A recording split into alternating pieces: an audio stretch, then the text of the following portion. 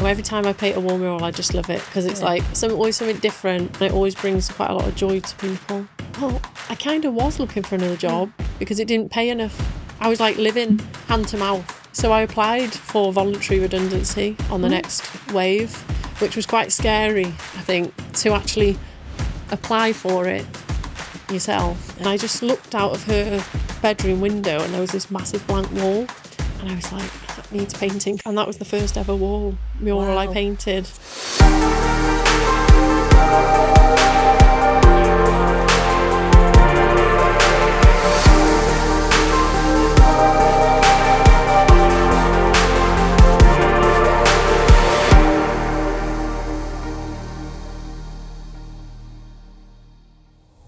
Hi Chloe, and welcome to TT23 Studios Podcast. Before we get started, can you tell me a little bit about your business and how you first started? So I'm Chloe and I started my freelance artist business about 5 years ago now.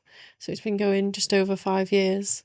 I like painting wall murals mainly. I do a lot of window art. I do a lot of pet portraits, so like watercolour pet portraits, watercolour landscape portraits, wedding work, painting guests at weddings, so they're quite good as like favours and things, or paint the wedding venues.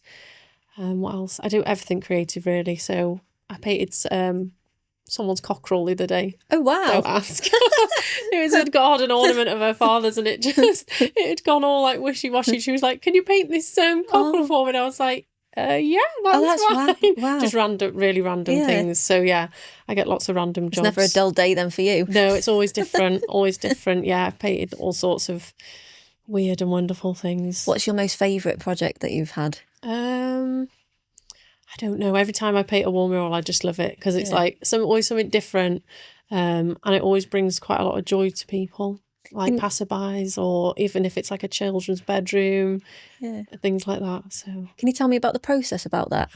Wall murals. Yeah.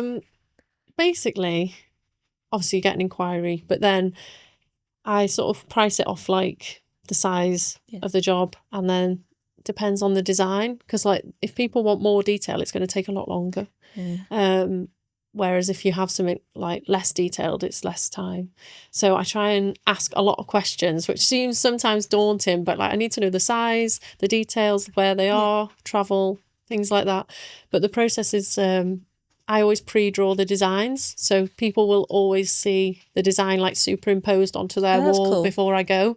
And I do like a couple of different designs, and then I've got like 2 or 3 revisions as well, so people change their mind or things like that. So if someone takes a photo of their wall and sends it to me, I like superimpose the digital design onto it. Oh, that's amazing. So that they can see it in the space before they have it, because obviously some people don't know what they want or they don't know what to expect. There's lots of examples of my work online, but I've seen some of it. It's incredible. Like I don't know how you do it. Like no, a lot of people say that. They go, well, where'd you start? And I'm like, well, I can just see it straight away. If someone sends me a picture of their wall and says, I want like a forest theme or seaside theme, I can just see it straight away. It's amazing. It's just there. It's a gift I think you're born with, aren't you, and then really? my husband's like, well, where'd you start? I'm like, I don't know, just comes out of nowhere, just starts. Do you think all this started from childhood?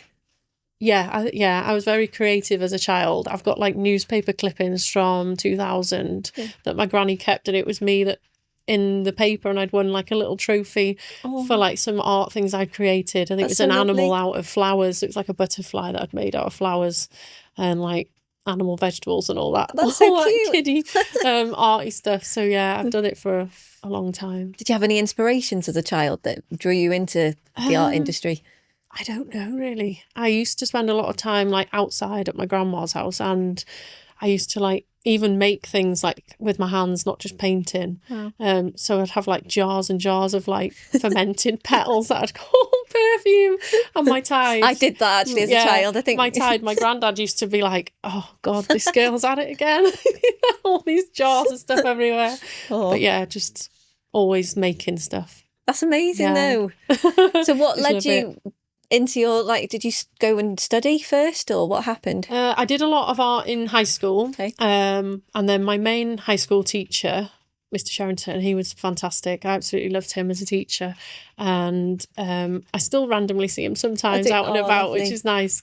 And I got an A star in my art in GCSE. So that was the only one I got an A in. Yeah. Shows you're Everything creative. else was like below par. But yeah, the art I was really pleased with. Yeah. That I got that. Very creative there. And then I went to college in Llandrillo, Rows-on-Sea. Oh, yeah. And I did 3D design and art there. That course was really nice, actually, because we did a lot of varied things. Okay. So we did like all your basics, like your drawing and all that, but we did like surface pattern, surface design, textiles. Can you tell me a bit about that? What does that, like, about surface designing and stuff? It was like loads Different- all in one okay. course. So it was like CAD design, like computer aided design. It was photography. What else did we do? Jewellery making. Like, So a the big course variety. covered like loads and loads of stuff. Yeah. So I do, I love all sorts of like textiles and all sorts You're of very things. creative. Just, everything. Everything I can get my hands on. Just Do you even make clothes or anything like that? Or is I that... have done recently. Wow. I used to love having a sewing machine. I'm quite good on a sewing machine. Mine's died a death now though, so I think I need a new one. Maybe when we move house I'll get a new sewing machine. But I've learned how to crochet recently, so That's cool. yeah, people have been asking me to sell them. Oh, you But should. I know I really don't want to. I want to keep it as something for Okay. me, Yeah. because I make stuff for the baby. Oh, that's So sweet. it's like my downtime in the evening to enjoy making stuff for her. That's so lovely. And then I've been making matching stuff. Oh, it's more sentimental as well. And when you've made it and yourself. I enjoy it a bit more. So it's not like a time pressure or like, what am I going to charge for this?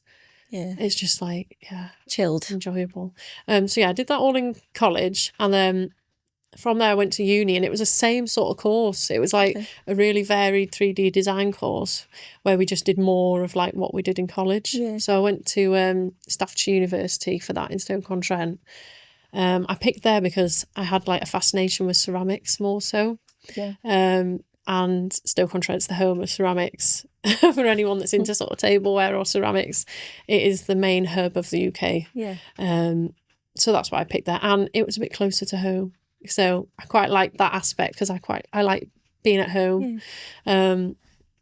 So I went there, and there was the same really. We did sort of a lot more varied things. So we learned how to like do a lot of woodwork. So like turning on a lathe, I can do lathe turning, and we did a lot of resin work, plastics, jewellery again. We learned how to make lots of jewellery.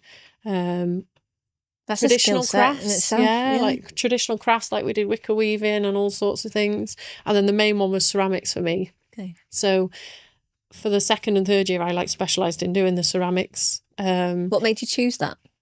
I just love like the transformation of clay, like it being from the earth, and then it's just like basically a pack of mud, mud of clay, and then you can create it into something beautiful and fire it, and then when it's gone in the kiln, you just don't know what it's going to come out like after. Something with beautiful all the about glazes. that. They can look completely different.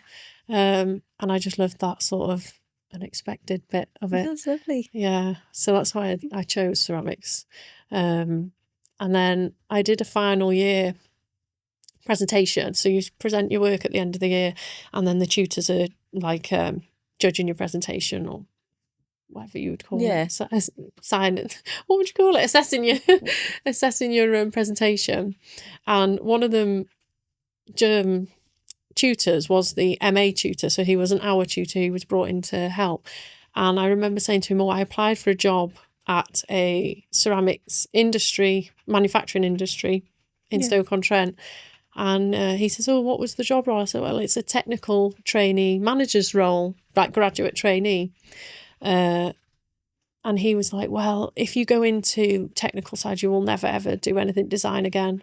Really? And I just looked at him and I was like, oh, okay. But that was quite scary in that moment. It was a bit like, it was a bit like, if I take this job, then what's good? Like, it's the unknown. It was the unknown of like him sort of saying, you'd never do design or anything creative again if you go down that route. And I was a bit like, that's really jarring. Yeah. Especially when you're trying to give your final year presentation. But anyway, I went for that job because I got offered it. And it was a really good job prospect, and I did it for 2 years.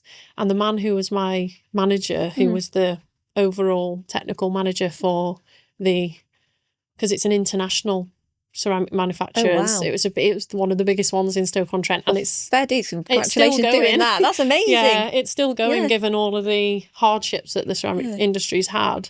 And my boss there, he was like a father figure to me. I just absolutely loved him. I still talk to him now. That's lovely. I send him pictures of the baby, and Oh. I've not been there for like 6 years. That's so nice. So yeah, he really made that job and experience for me. But I looked at him working every day, and like the decisions and the sort of things he had to make and the responsibility he had as a sole person for that company. And I used to think, do I want to do that job? And I was like, no, I don't. So it actually put you off. I do not want to do this job. And I said to him, look, I'm not sure I want to do what you're doing for the next 30 years. And he said, that's fine. We'll find you another job in the company. And they sort of made one for me. Him. And it was a custom coordinator role. So it was looking after all the custom projects that the company had. Okay. So a lot of customers they had were big cruise liners, casinos, restaurant chains, like large restaurant chains. And some of them would want their own logos and designs. Okay. So they'd come through the sales reps, and then I would sort of deal with them all through the factory.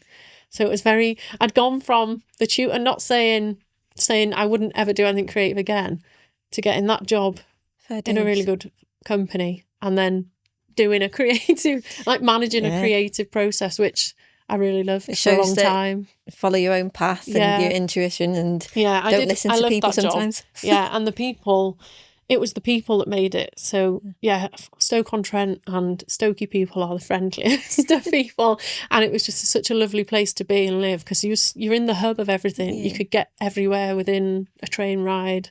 I could drive home, but I was like on my own there after I finished uni and got the job. I bet that felt quite lonely. Yeah, because I was there for 8 years in total. Wow.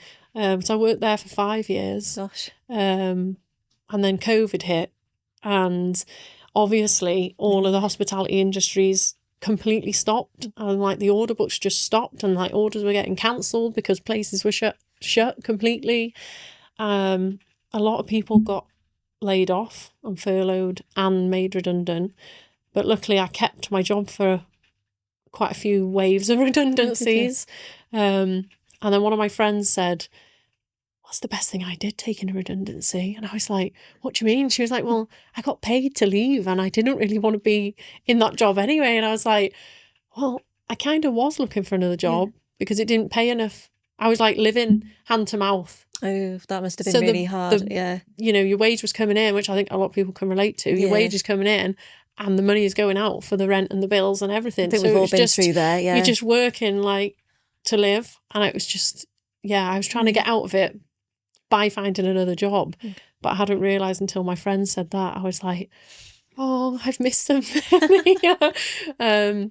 So I applied for voluntary redundancy on the next wave, which was quite scary, I think, to actually apply for it yourself. I bet, yeah. And I was a bit like, oh gosh. Am I doing the right thing and everything? I bet it's going through your mind. I was only really living there for working there, because a lot of my uni friends had moved back home or moved away again. So I had like my work friends, but none of my family were there. So I was a bit like, oh God, do I apply for this? What will happen if I apply for it? What will I do after? It was like totally unknown. I had no idea what was going to happen. But yeah, I got accepted. I went camping I had a little camper van, and I drove all the way down to Devon. And as soon as I got to the camper van in campsite in Devon, I had an email saying I'd been accepted for the redundancy. And I was just sat there looking at my phone, and I was like, what do I do now? Do you celebrate or do you not? Do I celebrate? Yeah. Do I like cry for a week of camping? I was like, I have no idea. So yeah, I actually stayed in Stoke for 3 months after I left. Okay. And I worked in Aldi for 3 months. That's different. Yeah, I've done it before. I've worked in all sorts of supermarkets and different chains or whatever. I think we've all got to go through working in jobs I don't like mind that. I'll work anywhere. I'll That's do like me. anything. Yeah. Yeah. If I need to work, I'll just work. Yeah. I've actually worked for my dad before, and he's a builder, and I've just filled skips and you? pushed wheelbarrows. Is there anything you can't do? Superwoman. My first job, I used to work in a riding school, and I used to Wow. muck all the ponies, and I had a pony there, so Oh. that was my first job. Yeah, shoveling poo. But it's outside as well. Shoveling poo. Yeah, literally. So I will do anything. You have to start at the bottom to work yourself up, don't you? Yeah, do anything. But this is lovely because we're finding out about you and like how you've started and to where you are. We'll come to that later on. But it's so nice to see your journey. But yeah, even the people in Aldi, I worked there for 3 months, and like they were so lovely. Like I loved the people I worked with. Some of them I'm still got as friends, like online and things. And weirdly, I forgot about this, but very weirdly, I left the job in Aldi and moved back to North Wales with my mother. And then a few months later, I went on a yoga retreat in the Lake District with this lady that I love her retreats. I always go to them. And my old Aldi boss was there. How weird. I turned up in the Lake District and I just went, that is bizarre. What? Like, how are you here? She was like, oh my God. I was like, yeah, I know why. Out of all the places, though. Yeah, she's lovely, lovely lady.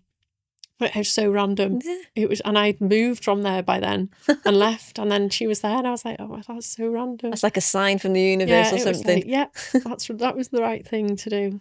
Oh, that's amazing. Very strange, but so you said, can we go back a little bit? You said about living with your parents after. Yeah. So obviously, when COVID hit and the redundancies and everything, and then I took the redundancy, and then when I was in Aldi, I was a bit like, I'm just literally living in Stoke for no reason to go to work in Aldi, and I was like, why am I doing this? So I moved back in with my mum actually, and I moved into her spare box room, which was very small for someone with like a lot of stuff.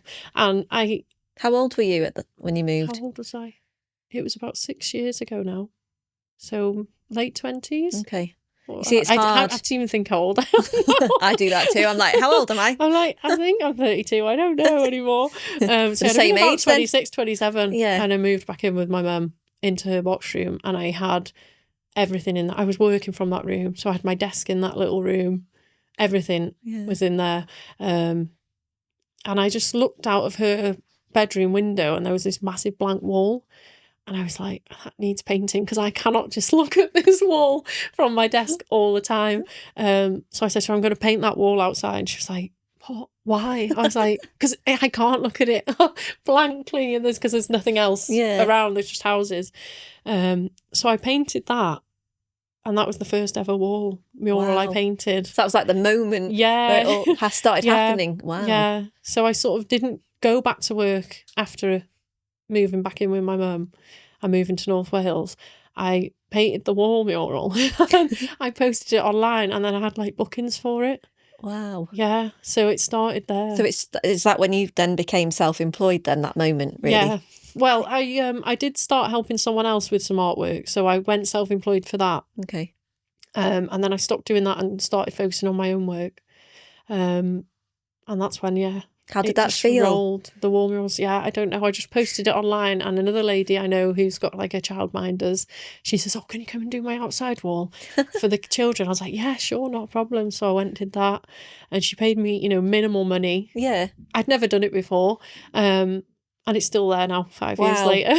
Gosh. The wall mural's still there and still going strong. So, that's testament to because I guess it's a skill as well to know what paints to use, because I know you do windows and stuff as well. Is there a different type of paint that you have to use, or how? Yeah, I get questions a lot in my inbox from other artists and just people who want to have a go.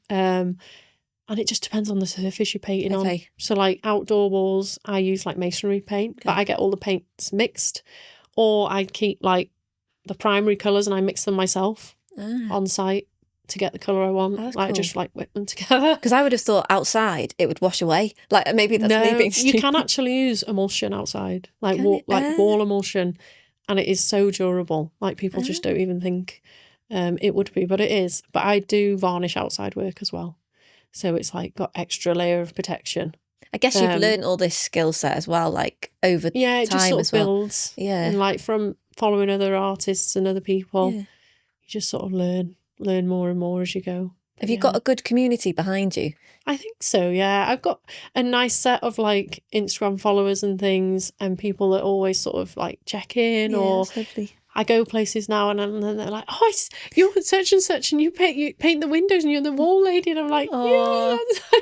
It's a weird feeling. It's weird, but it's nice because people see my work, which is the main.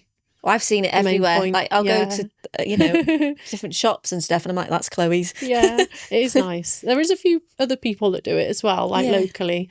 When I moved up here, I didn't know of anyone else doing that work. I just always stay in my own lane. I don't really like venture out of it. I just sort of focus on what I'm doing and just crack on and keep going.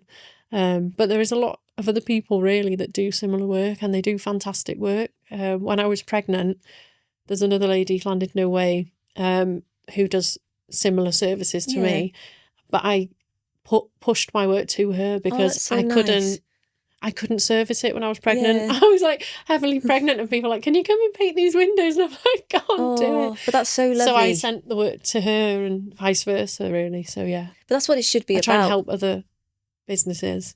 I mean, sometimes I had one occasion where someone literally copied a service I do, like word for word, and like, yeah, I knew they copied it because I'd gone and asked for them for help, and then a month later they like sprouted up with exactly the same workshop and the name and everything. I was a bit like, oh, I've had that happen sad. to me. It's just sad. I do not mind anyone like seeing windows and going, have a go, or seeing a workshop and go, oh, have a go. But when it's like the exact thing you've built for years and years, the same name, the same format, that's I was not like, nice. It's just a shame. Oh, bless you. There's people. It shows that you're doing something good as well. Yeah, if my people husband said that. He was like, "You're doing the right thing." People, and I'm like, "Yeah, but it still hurts. It does. It's like a dagger." It is. Yeah, and we then start questioning. Is it us, or like you get in your head yourself a lot, and it's silly. But I think the matters. imposter syndrome when you're self-employed and not working around people is really hard to deal with. How do you feel working? Because you're on your own a lot, aren't you? Yeah. Like I know you're out in the public. I'm quite happy, like in my own space. In my own space, like I'd be quite happy just going in the camper van on my own or whatever. But we've got the dogs and the baby as well now, so I've got a lot of company. Yeah, you're a married lady now, and you've got a baby. Yeah, I love it. It's our little family. That's lovely. Yeah. Has that changed anything with your business? No, not really. Because I'm sort of working the same days as I was before, because I don't work like every single day of the week. I like that I can just be my own boss. I can just say, right, I'm going to work these days and these hours and do what works for me. It's important. As long as I've got money coming in, because that is what we're all, you've got to do it for at the end of the day. I just think, well, if I've earned enough money one week, I don't have to force myself to work that next week, or it's a nice sort way of swings to be. and roundabouts with it. I used to be, when I lived in Stoke, very conscious on money. I used to worry a lot about it. I was like always checking the bank. I was like, oh my god, I can't deal. It's too much. But since I sort of got in a different mindset with it, more work came in. Like I try not to worry too many months ahead anymore. Which is really, really difficult. You're booked up, aren't you, for June? Yeah. So I try, when I stopped trying to worry about it too much, the more bookings just kept coming in. I do a lot of mindset work and things like that. That's amazing. Which helps. It does help that. Yeah, people think it's like gobbledygook, but it does work. You tell me what you do then in that sense? I'm part of a content club. Okay. And I did a social media training with a local lady, and they do a lot of mindset. So they have a monthly guest speaker who does a lot on mindset as well, and it's talking about your goals and writing out what you want from things, like we were saying before about saying no to certain things, like having the strength to do that if it doesn't it's hard to do that, it doesn't align with what you want, your business or yourself, then to feel like you can say no. That's a good one for mindset, so you're not feeling pressured with a job that you don't want to do, or it that is stresses you out and It is daunts on you. something that people don't talk about, that, because people feel obliged to have to say yes. Yeah, because the money's there. And you think, well, I need the money. And then I think, well, do I really need the money for that stress of that one particular job or customer? It's probably like, no. It's not worth it. It's not worth the stress. No. It's hard to weigh it up though sometimes. Yeah, it really is. Because we go through that, you know, through TT23 Studios as well, but it's finding the balance, isn't it? Yeah, it is finding the balance, which I don't consciously do, but I feel like I do find quite good balance now. You look like you've got that now. Yeah, it's like with the wedding services, I don't advertise them because they are quite booked up, and I only allow 2 weekend weddings a month because I don't want to work every Saturday. You've got a little one. Exactly. I want to spend time at home with the baby and my husband and the dogs. Yeah. So I limit it. But then when someone messages me saying, "Oh, have you got this date free?" And I'm like, "Well, I have, but I haven't. I have, but I can't. I don't want to let them down." But I'm like, no, I've got to stick to not doing, because you don't want to run yourself down. No, because you're a mum at the end of the day, and that's important as well as your business. So I think having like mindset rules with like that and sticking to them, it is really useful.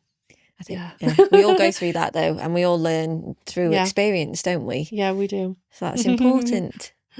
But so can you tell me a bit about your courses that I know you've stopped them now, but you did do courses for a while, didn't you? Yeah, like art workshops.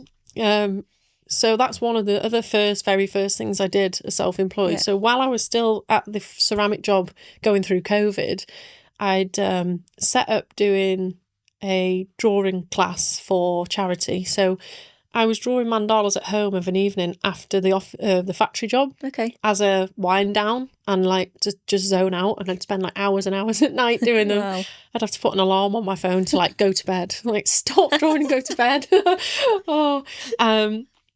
And then one of my friends who I worked with, the same girl who actually took the redundancy, she said, "Can you teach me some?" Because her job was way more stressful than mine and she needed a time out. So I was like, yeah, well, why don't a few of us get together? You know, give me some money and we'll put it to the charity. So we did that, and that was the very first workshop I did. Oh, wow. That was down in Stoke-on-Trent. So it all started for basically raising money then? Yeah. Doing something you love? Oh, that's lovely. Yeah, so we did that, and I did that a couple times in Stoke, and they'd always just sell out. Like, people just want to come, and I was like, this is mad. What's going on? And then obviously I moved back to Wales, like we said, and then I started them back up here. Yeah. So I used to work in a chocolate shop. Random. Another little secret there. And then the lady who owned the chocolate shop had someone else running it, and I said to her, "Can I use the chocolate shop to hold my little workshop?" She was like, "Yeah, that's fine." So the very first ones I held back up in North Wales were in the little shop, and they were selling out. Like, wow. Every time I put one up, they were just like, the slots were going. I was like, I couldn't keep up with like how many there was. At one point, I think I was doing like one a week. That's amazing. Yeah, which was great because I'd just moved back home and I'd been away from home for 8 years. So it was like, did I know, enough people, or would I be able to get it out there enough to have it running? But I only just stopped them like last year. Like before I got pregnant. Yeah. I love doing the mandala workshops because that was like my baby. Yeah. That was like what I loved doing. So I loved sharing it with all the other people. Beautiful. Yeah. Like, we've seen you at Moonlight Magic events and stuff, and seen your work, and it's incredible. Like how long does it take you to?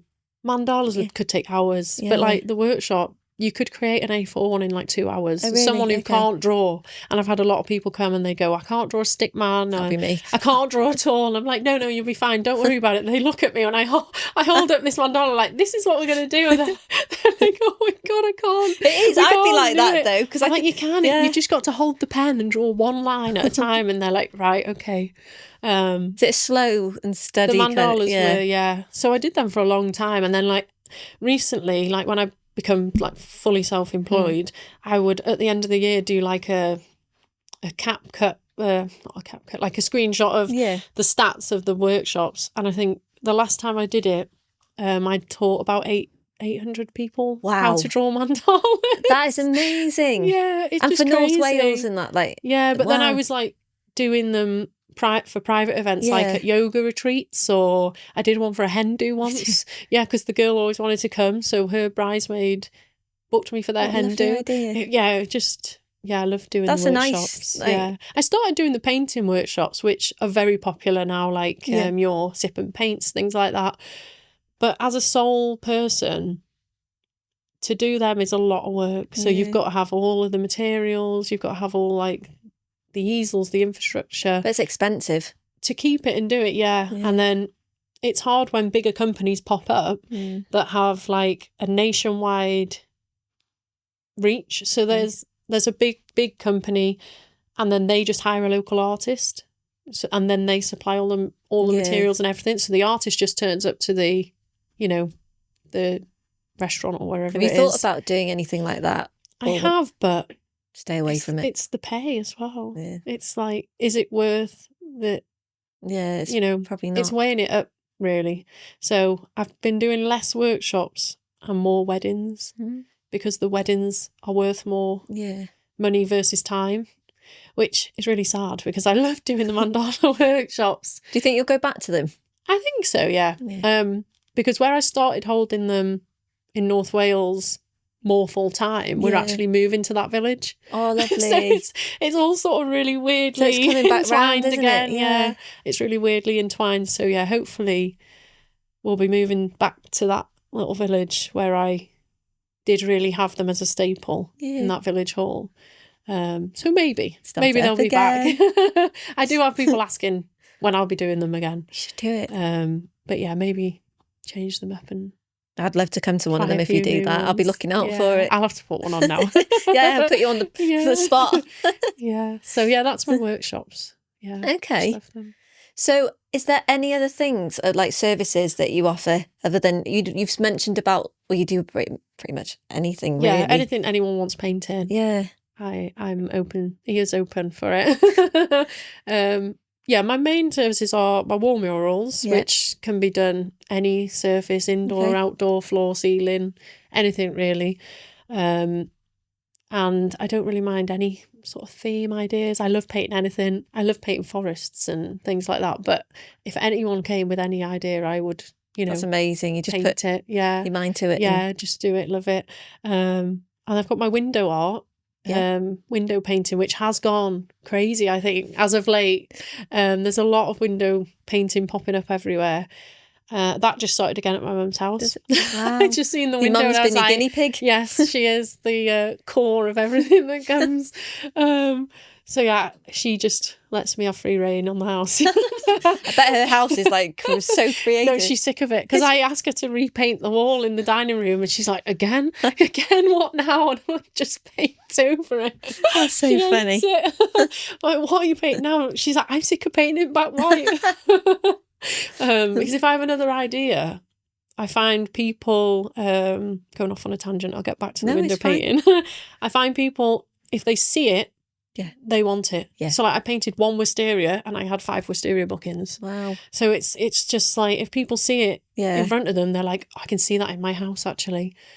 So that's what I use my mum's house for. Brilliant. It's a guinea pig. I love that. I did the window art in my mum's window first. And then again, I just posted it online, and then I just had messages saying, "Can you do my window? Can you do my window? Can you do my window?" That's amazing. I did. That was 3 years ago. So I didn't do window art to start with. I seen it online. It's very big in America, huge in America. So I thought, right, I'll give that a go. And that's just one of my. She's taken off. One of my top earners now. It's window art. So I do seasonal window art for a lot of businesses where I go like normally 3 times a year, autumn, winter, and then like spring/summer, because you can sort of get your wear out of spring and summer flower windows. And then people always want to change up at Christmas. Okay. Christmas is crazy busy for me with windows. Last year I just had a newborn baby, so that was a lot different. But the year before, I think I did windows for 4 weeks solid, like 9 till 6 every day. You must have been shafted for Christmas, yeah. And that was like that wasn't getting everyone in either. Wow. Yeah. Shows how popular that was you are. Like letting people down too. So I've had a waiting list for Christmas windows since last March. for this year. What? Yeah. That is amazing. Yeah, I've got a long waiting list. That's incredible. Yeah. And then people keep asking, I'm like, yeah, I've got a really long list. That is amazing. Yeah, I can add you onto it, but sometimes I can't promise to get everyone in. There's only you. Yeah, you can't, and it's not like hire more help. I was going to say, but then it wouldn't be Chloe doing it. No, exactly. Do you know what I mean? exactly. And people want you because it's your brand. Yeah, I've had that before. Like, so when I offered my customers other businesses last Christmas, but they've come back to me for spring, so that's really nice because that's a risk. It's a big risk, like offering your customers a new person to do your job, because they could easily just stick with them. But that shows that and you're some doing of them something have, right. which is absolutely fine, because other people's work's amazing too, like fantastic. But when they do come back to you, you're like, oh, thank you. That's so nice. Thanks so much. Yeah, it's the support, isn't it? Yeah, definitely. So with these, do you have any packages for businesses and people, for shops, or how does that work? I don't at the minute. I just have like a flat rate for Windows. So it's just one-off? Yeah. Okay, that's interesting. Just a flat rate for Windows. But with like the businesses who want repeat custom, they get like first priority. Yeah. So like I have quite a lot of businesses I've done for a few years, like every season, and they get first slot, first choice. That's nice. On my list. Yeah, your big list. They're at the top. So yeah, I do try my best for keep everyone. Where do you pleased think you're positioned then for cost-wise, if you don't mind talking a bit about the money side? I think I really struggled when I first started on how to cost artwork, because it is really perceptive to the customer. It's like what you value in the artwork. It's not like going to Tesco and buying a pint of milk and every pint of milk is £2. Yeah. Because it's not the same. No. It depends on your travel, obviously what your work looks like, if people prefer it over someone else's, and you, I think, as well. I think yourself, which is hard to So it varies on the job, doesn't it? Yeah, it varies on the job. But I think my work is higher priced, but I've got to the point now where I sort of valued it a lot more. It's your skill set as well. It's taken you so many years to get to where you are, so you have to put a price on it. And with the content club that I'm in, the lady Ellen who runs it, we've done a lot of work on pricing and like really valuing yourself and the work you give.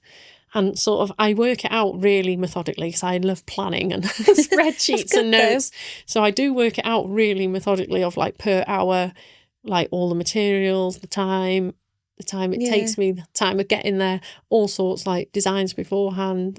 Every single thing is taken into account. So sometimes the price might seem quite high, but it's not really, because I started off with window art charging like £25 for a window. That's so cheap. But now I charge 40. So it's like, but that swings and roundabouts. Still quite cheap, I think. But then I guess it's for the area as well. I do try and work it per hour as well. So like obviously if I'm there longer, it's more. Or but I think where I'm at now, my dad always had a really good piece of advice for anyone like sort of self-employed, and it's if you're happy with the price and the customer's happy with the price, then that's all that matters. It doesn't matter like who else thinks the price is stupidly high or it's really cheap and I'm not charging enough. As long as you're happy with it yourself and the customer's happy with it.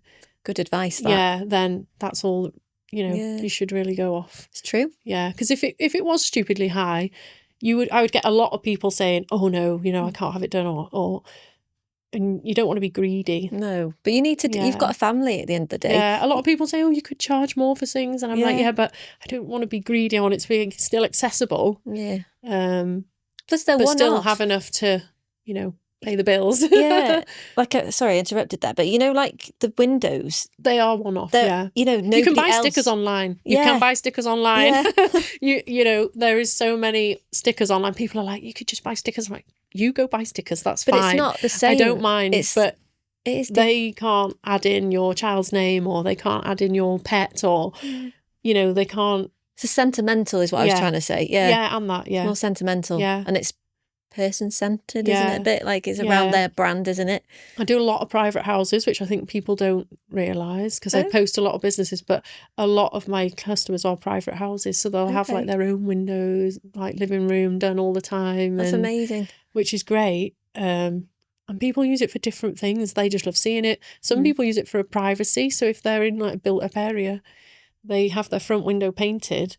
you can still see out, but people aren't looking in. What They're a good looking at the window idea. art. Yeah. Yeah, so that's nice. I Like didn't think of that. privacy screening, yeah. And then with the businesses with window art, it's really good for really drawing customers in, because people are like, oh, what's that over there? Let's go and have a look. And then the customers that they have all the time are excited to see the next season's window art. And they're like, I get people watching when I go and paint, and they're like, oh, what are you doing today? And yeah, so...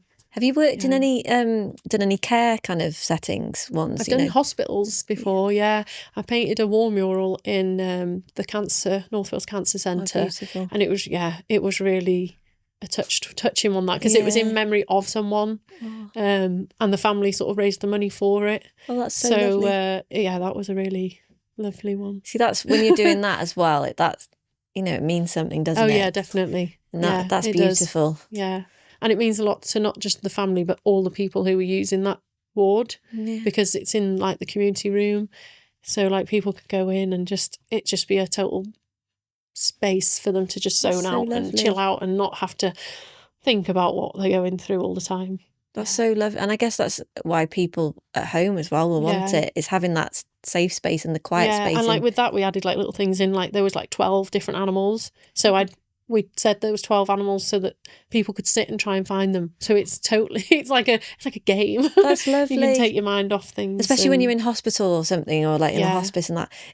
Your mind is wandering. You're going, all over the place, and having that to look at. Because in hospitals, a lot of the time, it's just the children's wards that are painted. Yeah. But this was on like a general, ward, adult ward. So I think that really made a big difference for the people that were there as well. It's not just a waiting room. So rewarding what you do. Yeah. And you get to work with such a variety of different people as well. Yeah, I've done a lot with schools as well, with children, workshops and wall murals, as well as like the hospitals and things. So yeah, very varied. It's amazing. Yeah. And there is something I want to ask as well. You worked for, was it Primark? Yeah. Yeah, can you tell us a bit about that? So you've had some big brands contact you as well. Yeah, it was really random.